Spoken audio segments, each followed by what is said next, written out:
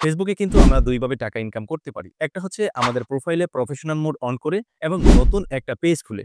এখানে কিন্তু আমাদের মনে নানা প্রশ্ন দাঁড়ায় যে আমরা ফেসবুক প্রোফাইলে কাজ করব নাকি ফেসবুক পেজে কাজ করব। ফেসবুক প্রোফাইলে ইনকাম বেশি নাকি ফেসবুক পেজে ইনকাম বেশি। ফেসবুক প্রোফাইলের ভিডিও বেশি ভাইরাল হয় নাকি ফেসবুক পেজের ভিডিও বেশি ভাইরাল হয়। এই প্রশ্নগুলো আমাদের মাথায় প্রতিনিয়ত কিন্তু ঘুরপাক খায়। তো আজকের এই ভিডিওতে আপনাদেরকে এই প্রশ্নগুলার উত্তর দেওয়ার চেষ্টা করব।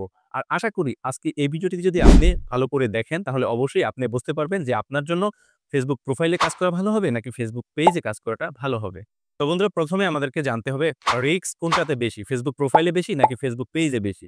তো প্রথমে আমরা রিস্ক নিয়ে আলোচনা করি।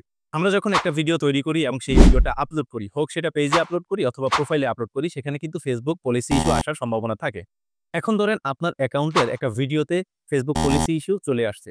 এতে করে কি হবে? আপনার আইডিটার সমস্যা হয়ে দাঁড়াবে। আপনার আইডিটা ডিলিট হয়ে যেতে পারে, আপনার আইডিটা হ্যাক হয়ে যেতে পারে এবং আপনার আইডিটা আপনি হারিয়ে ফেলতে পারেন। কিন্তু পেজ হচ্ছে এমন না। পেজ হচ্ছে আপনার মূল আইডির আন্ডারে। আপনি যদি পেজে যখন ভিডিও আপলোড করেন, পেজে ভিডিও আপলোড করার পরে সেই ভিডিওতে যদি কোনো প্রকার ফেসবুকে পলিসি ইস্যু চলে আসে, তাহলে সেই পেজে সমস্যা হবে কিন্তু আপনার আইডিতে সমস্যা হবে না।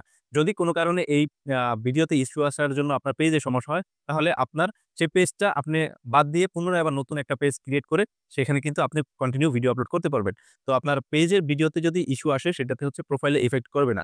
যদি প্রোফাইলের ভিডিওতে ইস্যু মানে আপনার ফেসবুক পলিসি ইস্যু আসে তাহলে কিন্তু প্রোফাইলটাই ডিলিট হওয়ার সম্ভাবনা হয়ে যায়।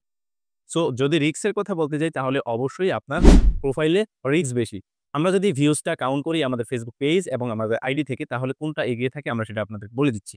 আপনার পেজে যদি আপনি একটা ভিডিও আপলোড করেন তাহলে সেটার রিচ অটোমেটিক্যালি কিন্তু ফেসবুক অ্যালগরিদম বাড়িয়ে দিবে এবং যখন আপনি আপনার আইডি থেকে একটা ভিডিও আপলোড করবেন। যদি আপনার আইডিতে ফ্রেন্ড থাকে ১,০০০, সে ভিডিওতে দেখা যাবে যে আপনার ভিউজ হবে ১,০০০, ৯০০, ১,০০০ এর উপরে হবে না। আপনার ৮০০, ৫০০, ৯০০, ১,০০০ এরকম সামথিং হবে। কিন্তু যখন একটা পেজ আপনি ক্রিয়েট করবেন, পেজে যদি ফলোয়ার্স সংখ্যা আপনার ৫০ ও থাকে, যদি সেই পেজ থেকে আপনি একটা ভিডিও আপলোড করেন তাহলে সেই ভিডিওর কিন্তু দেখবেন যে ৫০, ১০০, ২০০, ৫০০ ভিউজ হয়ে গেছে। এটা হচ্ছে অটোমেটিক্যালি অ্যালগরিদম সেটাকে আপনার রিচ বাড়িয়ে দেয়। সো অবশ্যই একটা ভিডিওর রিচ সবচেয়ে বেশি থাকে এবং ভিউয়ার্স বেশি থাকে হচ্ছে ফেসবুক পেজে। এবার আসি ভিডিও কোনটাতে বেশি আপলোড করতে হয়। ফেসবুক পেজে বেশি আপলোড করতে হয় নাকি আইডিতে বেশি আপলোড করতে হয়? দেখুন, ফেসবুকে কিন্তু এমনভাবে কোনো নির্দিষ্ট কিছু উল্লেখ নাই যে আপনার ফেসবুক পেজে বেশি আপলোড করতে হবে, আইডিতে কম ভিডিও আপলোড করতে হবে, এরকম কিছু নাই।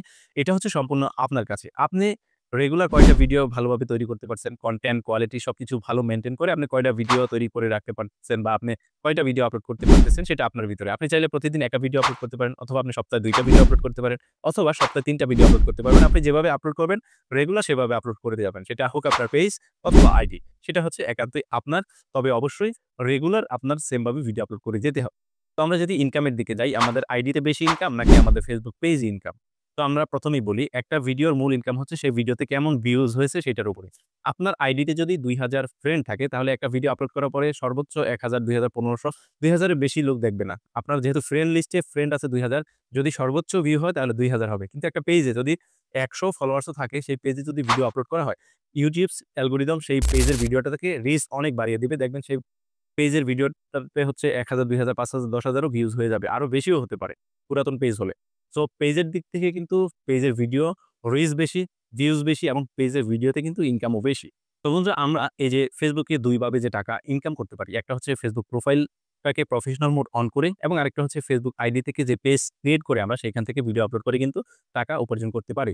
তো এই বিষয়টা নিয়ে মোটামুটি আমাদের যে ধারণাটা ছিল, আশা করি এই যে ধারণাটা আপনাদেরকে দিলাম বা এই যে বিষয়টা আলোচনা করলাম, এই বিষয়টা আলোচনা করার পরে আপনারা অনেক কিছুই বুঝতে পেরেছেন। আপনাদের কাছে যদি এই ভিডিওটা ভালো লেগে থাকে তাহলে অবশ্যই আমাদের ভিডিওটিতে একটা লাইক দিয়ে যাবেন।